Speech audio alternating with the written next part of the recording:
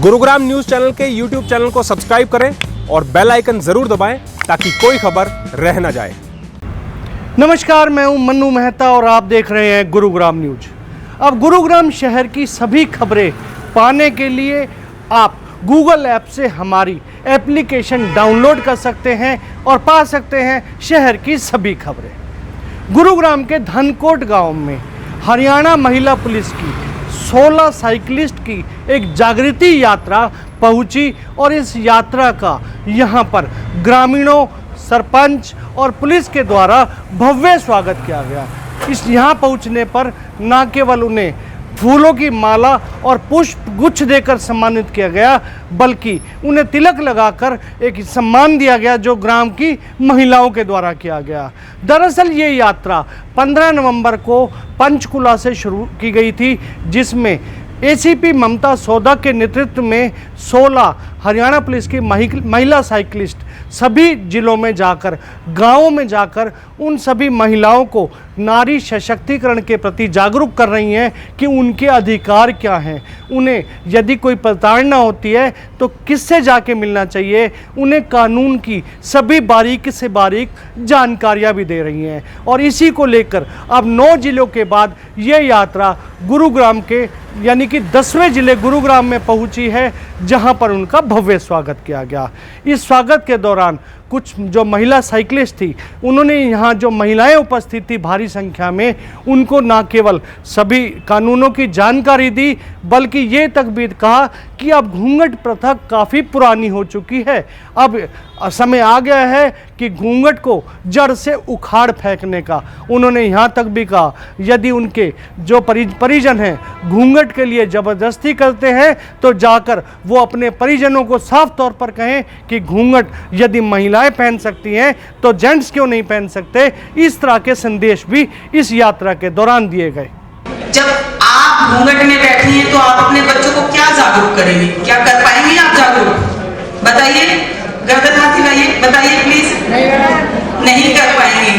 तो आप क्यों नहीं आवाज उठाती है कि ये घूंघट सिर्फ हमारे लिए ही क्यों? क्या कोई आदमी घूंघट करके चलता है? कोई नहीं चलता। तो क्या उनके चेहरे इतने अच्छे होते हैं कि वो तो खुले हम घूम सकते और हम खुले हम भी नहीं घूम सकते? आपका पहला अधिकार है अपने जीवन को स्वतंत्र रूप से जीने का, लेकिन हमारा समाज जो है वो संस्कारों से पला बड़ा है। अच्छी बात है, संस्कार तो सभी उसमें होना चाहिए, लेकिन ऐसा संस्कार किसी काम का नहीं जो घूंघट की आड़ में हो। तो ये घूंघट प्रथा तो बहुत पहले खत्म हो चुकी थी और गुड़गांव जैसे जिले में मैं देख रही हूँ, अभी हम बहुत से जिलों में गए, वहां पे बहुत उस तरफ के गांव बहुत पीछे हैं जहां से हम चलकर आ रहे हैं। हम उन औरतों को बताकर आए ये बात, उनको थोड़ा सा लगा कि हाँ आज हमारे लिए कोई आया है, बट मुझे थोड़ी सी यहाँ शर्म महसूस हो रही है कि गुड़गांव जिले में भी ये बताना पड़ेगा कि घूंघट प्रथा क्यों। तो आप लोग पढ़ी लिखी हैं, आप में ऐसा नहीं है कि आप अनपढ़ हैं। अनपढ़ औरतें भी अपना अधिकार लेने के लिए आवाज उठा सकती हैं और आपको तो वैसे ही आवाज उठी होनी चाहिए। तो ये घूंघट प्रथा आप खत्म करें, आप अपने बच्चों को इस घूंघट प्रथा से बचाएं, क्योंकि आप घूंघट में रहेंगे, आपके बच्चे भी घूंघट में ही रहेंगे। जब आप बंदिशों को इतना फॉलो कर रही हैं, बंदिशों को इतना अपने ऊपर हावी होने दे रही हैं, तो आप क्या नारी जागृति और ये सशक्तिकरण के नारे लगा रही है? किसी उस महिला को नारी सशक्तिकरण का नारा लगाने की कोई अधिकार नहीं जो खुद इस तरह के सम्मेलन सुनकर और फिर वो खुद सशक्त ना हो सके। इस यात्रा की सबसे अच्छी बात यह है कि महिलाओं को सशक्तिकरण के लिए ये एक बेहद ही महत्वपूर्ण यात्रा है और ये यात्रा हरियाणा के सभी जिलों से होकर वापस पंचकुला में जाकर ही समाप्त होगी।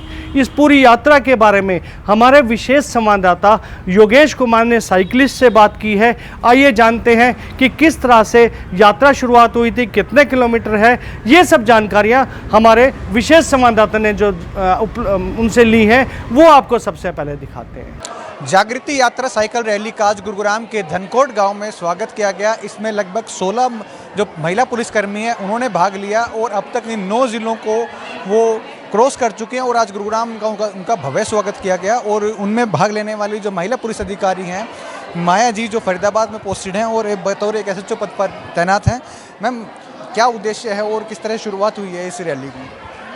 देखिए, जागृति यात्रा ये जो हमारे डीजीपी साहब हैं मिस्टर पीके अग्रवाल जी आईपीएस, जो कि उनको ये लगता था कि कुछ महिलाओं को, जो कि गांव की महिलाएं हैं, वो आज भी अपने अधिकारों से वंचित हैं, उनको जानकारी नहीं है और महिला थानों का भी उनको पता नहीं है कि जब भी उनके साथ कुछ भी गलत होता है तो वो अपनी आवाज़ कहाँ उठाए, कहाँ से वो न्याय की मांग करें।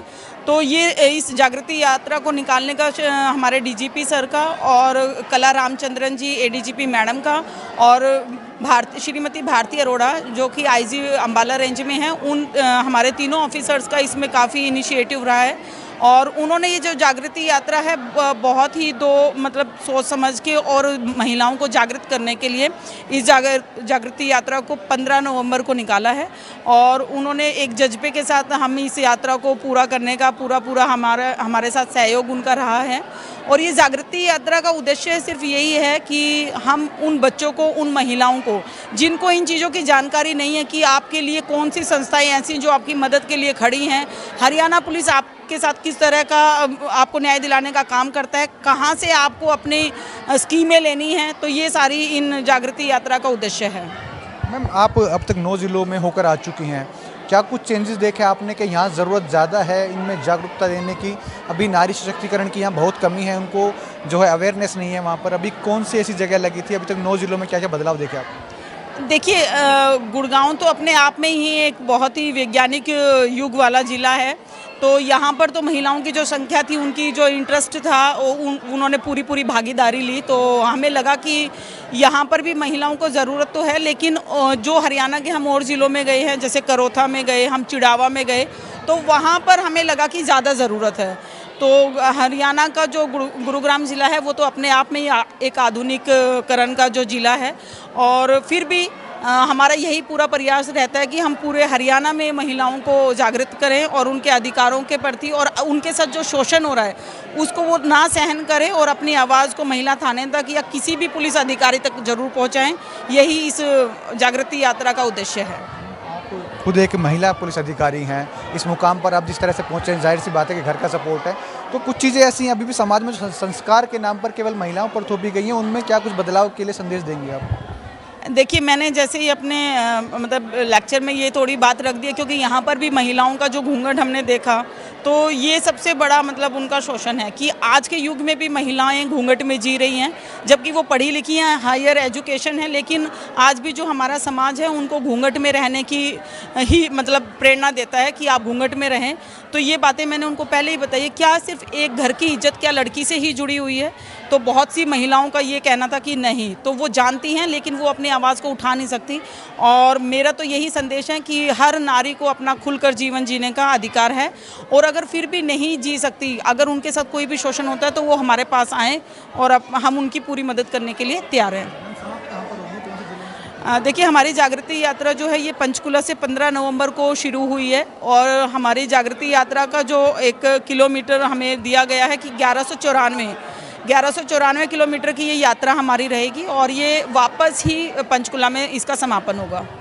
हमारे साथ इंस्पेक्टर माया जो फरीदाबाद में तैनात है, उन्होंने बताया कि क्या जो उद्देश्य है इस जागृति साइकिल रैली का, इसमें समाज में रहने वाली तमाम महिलाओं को जागरूक करना है, महिला सशक्तिकरण के बारे में बताने कि किस तरह से वो अपने अधिकारों को जान सकती हैं और खुलकर जी सकती हैं। कैमरामैन मोनू के साथ योगेश कुमार, गुरुग्राम न्यूज़।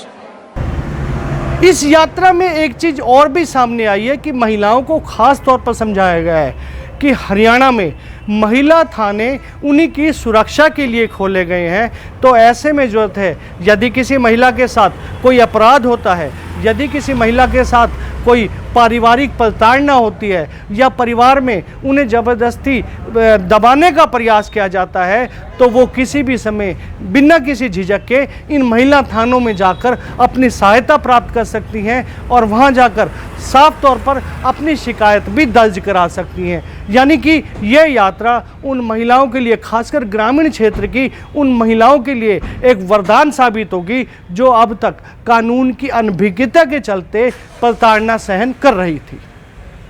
इस खबर के बारे में आप अपनी राय हमें पेश अवश्य कीजिएगा, और इस खबर को ज़्यादा से ज़्यादा शेयर भी कीजिएगा ताकि ज़्यादा से ज़्यादा लोगों तक सही जानकारी सही समय तक पहुंच सके। नमस्कार।